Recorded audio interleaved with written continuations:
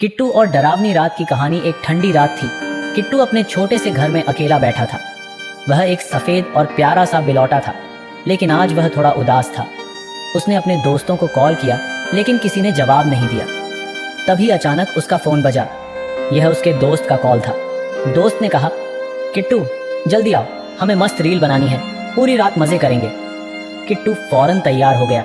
उसने अपनी स्कूटर निकाली और पूरे जोश के साथ निकल पड़ा। ठंडी हवा उसके चेहरे पर लग रही थी और वह बहुत खुश था। लेकिन थोड़ी दूर जाते ही स्कूटर अचानक बंद हो गई। पेट्रोल खत्म हो चुका था। ओह, ये क्या मुसीबत है, किट्टू ने कहा। वह स्कूटर को घसीट कर ले जाने लगा। रास्ता सुनसान था, चारों तरफ अंधेरा था। तभी उसका फ़ोन फिर बजा। दोस्त ने कहा, भाई तुम कहाँ हो, जल्दी आओ, गुलाबी रिबन वाली रील बनाएंगे, वह सबसे ज़्यादा वायरल होती है। किट्टू थोड़ा चिढ़ गया और बोला, तुम बस रील की बात करते रहते हो, मैं आ रहा हूँ। जैसे जैसे वह आगे बढ़ा, उसे कुछ अजीब सी आवाज़ें सुनाई देने लगी। ऐसा लगा जैसे कोई हंस रहा हो।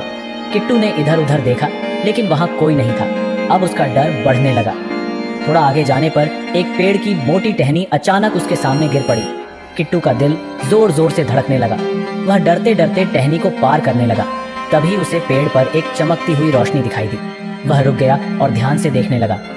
पेड़ पर एक अजीब सी चुड़ैल बैठी थी। उसके हाथ में फ़ोन था जो बहुत चमक रहा था। चुड़ैल ने किट्टू को देखकर कहा, अरे किट्टू, रील बनाओ मेरे साथ, वायरल हो जाओगे। किट्टू डरते डरते बोला, नहीं, मुझे जाने दो। चुड़ैल हंसने लगी और पेड़ से नीचे कूद गई। अब वह किट्टू के पास आ रही थी। किट्टू ने डर कर अपनी स्कूटर छोड़ दी और भागने लगा। चुड़ैल उसके पीछे पीछे दौड़ रही थी। किट्टू को समझ नहीं आ रहा था कि वह क्या करे। वह अपनी जेब में फ़ोन ढूंढने लगा, लेकिन याद आया कि फ़ोन तो स्कूटर पर ही रह गया था। अचानक चुड़ैल ने तेज़ आवाज़ में कहा, रुको किट्टू, रील बनाओ और फेमस हो जाओ। किट्टू ने पास पड़ा एक पत्थर उठाया और हिम्मत करके चुड़ैल की तरफ फेंका। पत्थर सीधे चुड़ैल के फ़ोन पर लगा। फ़ोन टूट गया और चुड़ैल ज़ोर से चिल्लाई। कुछ ही पलों में वह धुएं में बदल गई और गायब हो गई। किट्टू ने राहत की सांस ली।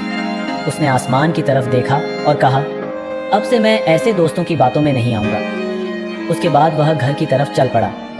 इस डरावनी रात ने उसे एक सबक सिखा दिया था। कभी भी गलत चीज़ों के पीछे भागना नहीं चाहिए।